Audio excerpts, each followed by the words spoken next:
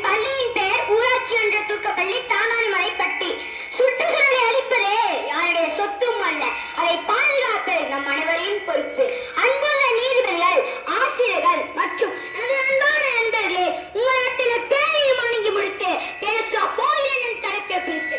இயற்கையின் தலை நம் சுத்தியரால் அடிக்கின்றோம், பின்பு அறி அப்படி நடைகிறது என்று வேடிக்கை பார்க்கிறோம் என்கிறார் ஒரு ஆங்கில அறிஞர். தூய்மை என்பது நமது சுய நடவடிக்கைகளில் இருந்து வருகிறது.